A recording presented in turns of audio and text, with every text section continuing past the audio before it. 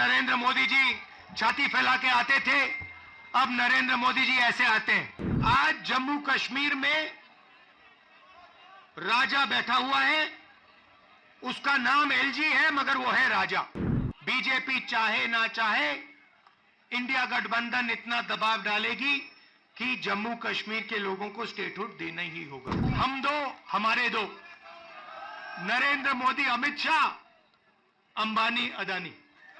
ये आपने जो मेरा 45 मिनट का प्रोग्राम यहां बनाया है, यह आपने मुझे ठग लिया। यहां पे कम से कम 1 दिन, 2 दिन, 3 दिन का प्रोग्राम बनना चाहिए। मैं नॉन बायोलॉजिकल हूं, मैं डायरेक्ट भगवान से बात करता हूं, और इस चुनाव में भगवान ने नरेंद्र मोदी को डायरेक्ट मैसेज दे दिया। मैं आपको बता रहा हूं, मैं पार्लियामेंट में बैठता हूं, उनके सामने पार्लियामेंट में बैठता हूं, पूरी कॉन्फिडेंस गायब हो गई उनकी। आपने फंसा दिया मुझे लग रहा है कि यहां अगली मीटिंग में ना जाऊं, यहीं आपके साथ 1-2 दिन रहूं।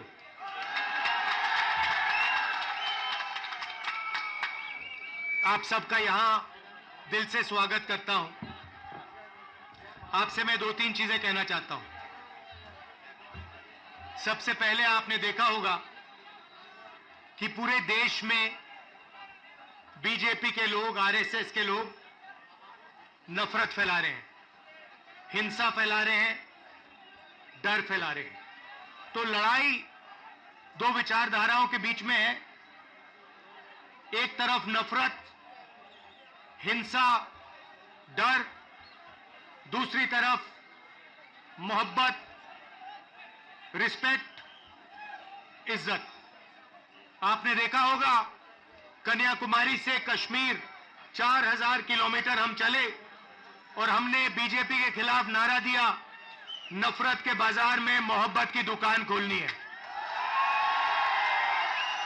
उनका काम नफरत फैलाने का है, हमारा काम मोहब्बत फैलाने का है। वो तोड़ते हैं, हम जोड़ते हैं, और अंत में नफरत की काट मोहब्बत से ही होती है। आप सब जानते हो, नफरत को नफरत से नहीं काटा जा सकता है, नफरत को मोहब्बत से ही काटा जा सकता है, हराया जा सकता है। और आपने इस चुनाव में देखा होगा, पहले नरेंद्र मोदी जी छाती फैला के आते थे, अब नरेंद्र मोदी जी ऐसे आते हैं।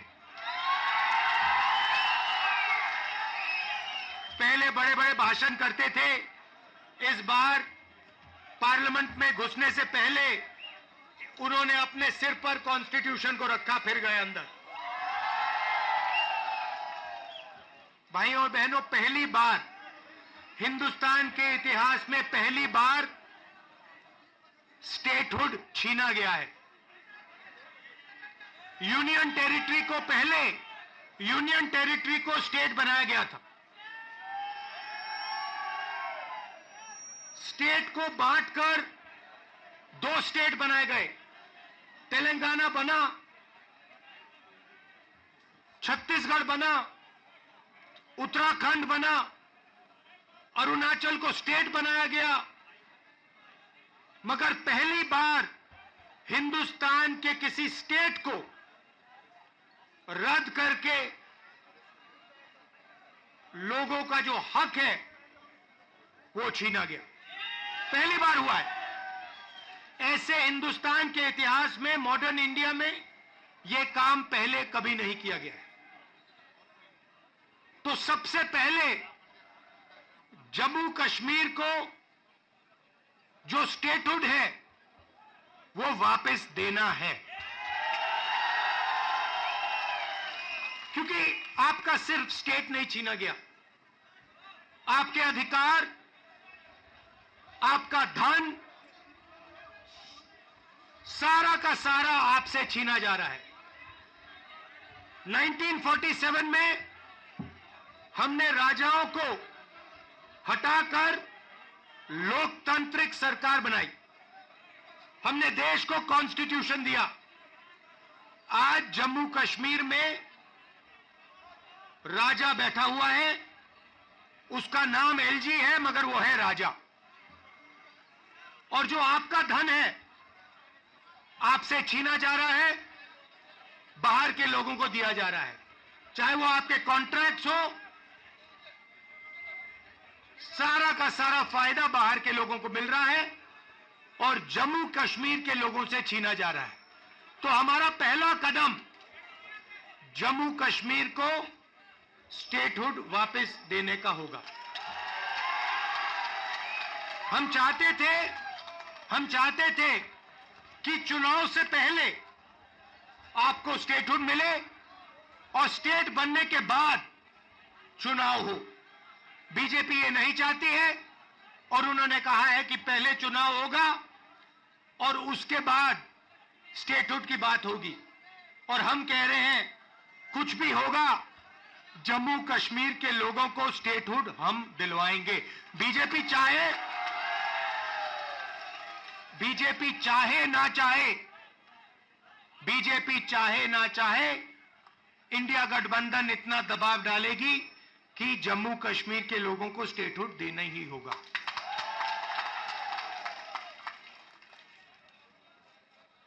यहां पे हम सब जानते हैं कि बिजली के प्रोजेक्ट्स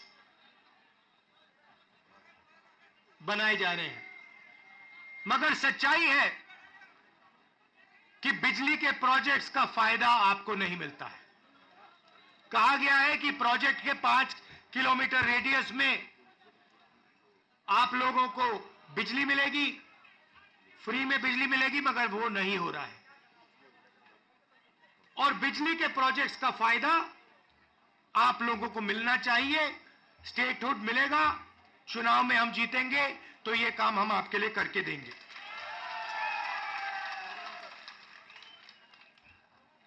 आप देश के लोगों को बिजली दे रहे हो और आपके जेब में से बिजली का पैसा लिया जा रहा है, छीना जा रहा है, ज्यादा रेट देते हो आप।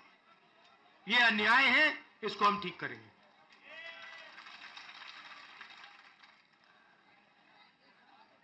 भाइयों और बहनों, पूरे देश में नरेंद्र मोदी जी ने बेरोजगारी फैलाई है। पता नहीं आपने अदानी जी का नाम सुना है? हाँ, मोदी जी के मित्र हैं। पार्लियामेंट में मुझे कहा, आप देखिए, पार्लियामेंट में मुझे कहा कि पार्लियामेंट में मैं अदानी और अंबानी का नाम नहीं ले सकता।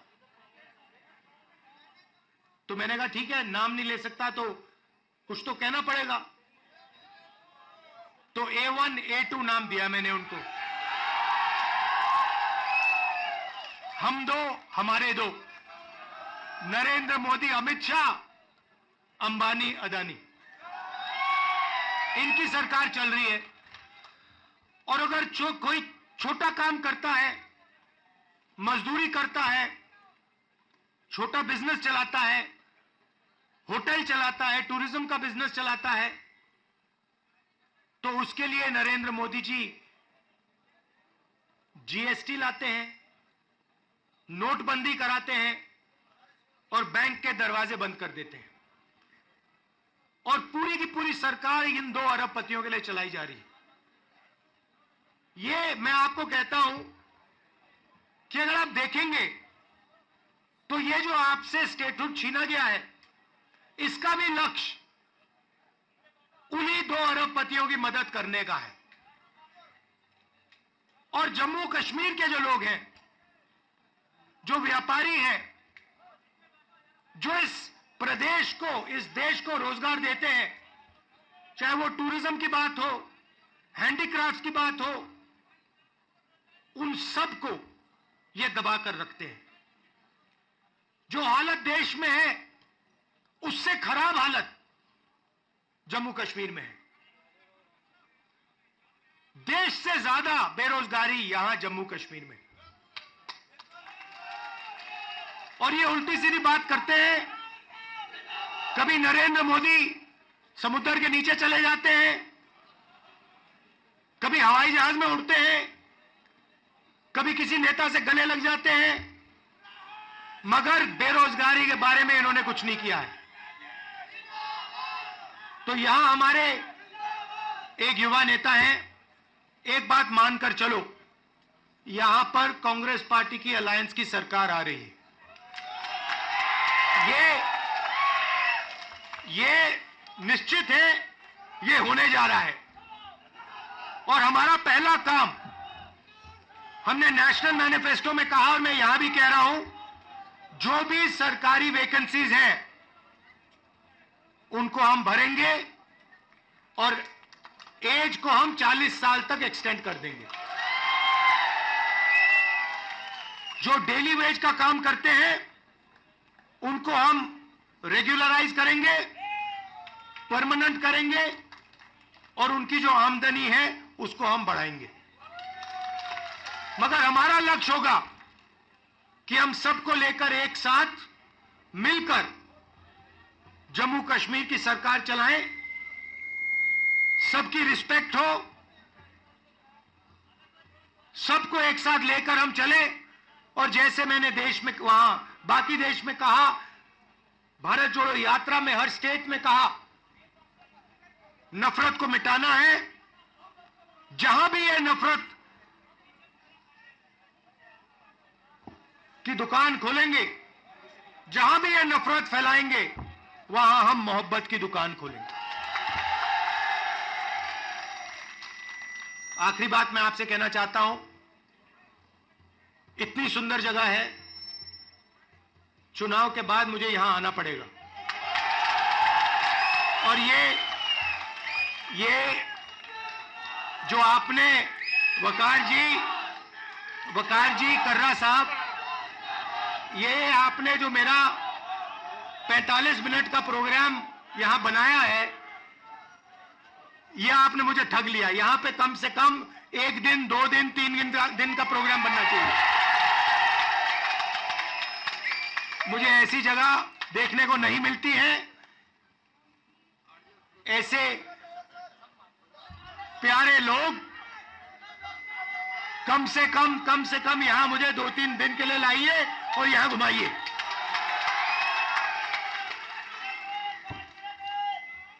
पांच मिनट, 10 मिनट, जितना चाहते हो, कोई प्रॉब्लम नहीं है। हाँ, तो आपने देखा होगा, पहले कहा कि नरेंद्र मोदी को, बीजेपी को कोई हरा नहीं सकता। नरेंद्र मोदी जी कहते हैं, भैया मेरी डायरेक्ट लाइन है, भगवान से मैं डायरेक्ट बात करता हूं। और वो भी देश की मीडिया को बोल रहे हैं। अगर कांग्रेस पार्टी का कोई आए मेरे पास, जैसे कर्रा साहब आए या वकार आए और कहें कि भैया मैं डायरेक्टली भगवान से बात करता हूं, मैं उन्हें कहूंगा, भैया ऐसे करो, आप ये बात बाहर मत गलती से बोल देना, नुकसान हो जाएगा, लोग पता नहीं क्या कहेंगे। मगर नहीं, देश का प्रधानमंत्री जा सकता है, कह सकता है, भैया मैं नॉन बायोलॉजिकल हूं, बाकी हिंदुस्तान बायोलॉजिकल है, बाकी हिंदुस्तान बायोलॉजिकली पैदा हुए, मैं नॉन बायोलॉजिकल हूं, मैं डायरेक्ट भगवान से बात करता हूं। और इस चुनाव में भगवान ने नरेंद्र मोदी को डायरेक्ट मैसेज दे दिया कि भैया आपको लगता है कि आप भगवान से बात करते हो, मगर भगवान आम जनता से बात करता है और भगवान आम जनता की राय को सुनकर काम करता है। तो हमने नरेंद्र मोदी को साइकोलॉजिकली उड़ा दिया है। मैं आपको बता रहा हूं, मैं पार्लियामेंट में बैठता हूं, उनके सामने पार्लियामेंट में बैठता हूं, पूरी कॉन्फिडेंस गायब हो गई उनकी। इंडिया गठबंधन खड़ा हो गया, एक साथ मिलकर हम लड़े, पूरी की पूरी कॉन्फिडेंस हिंदुस्तान के प्रधानमंत्री की गायब हो गई है। आप मुझे बताओ, आप देखो, उन्होंने पहले कहा कि जाति जनगणना नहीं होगा। हमने कहा जाति जनगणना होगा। अब आरएसएस के लोग कह रहे हैं भैया जाति जनगणना सही बात है। फिर वो उन्होंने कहा कि हम लैटरल एंट्री से बाहर के लोगों को सरकार में लाना चाहते हैं। हमने कहा ऐसे नहीं होगा। पार्लियामेंट में बात उठाई, थोड़ा सा दबाव डाला, बीजेपी के लोग कहते हैं नहीं भैया लैटरल एंट्री नहीं होगी। तो अब एक बात समझ लो, अब नरेंद्र मोदी हिंदुस्तान की जनता से डरते हैं और अब बस थोड़ा सा समय बचा है। नरेंद्र मोदी, बीजेपी, इनको हम सरकार से हटा देंगे।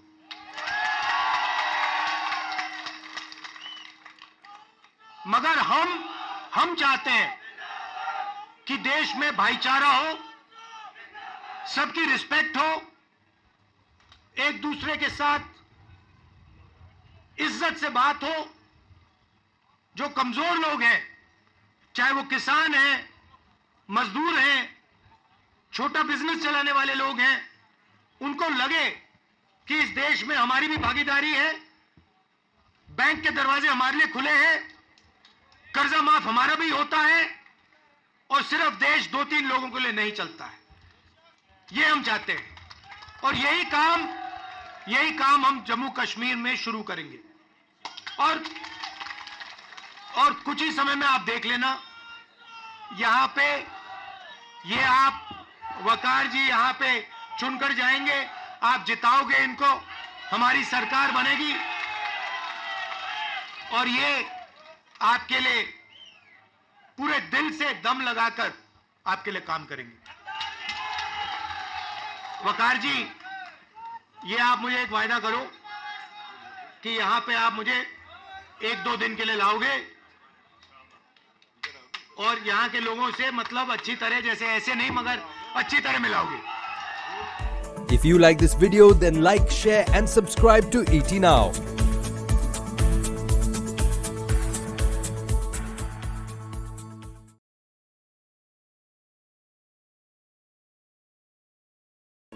If you like this video, then like, share and subscribe to ET Now.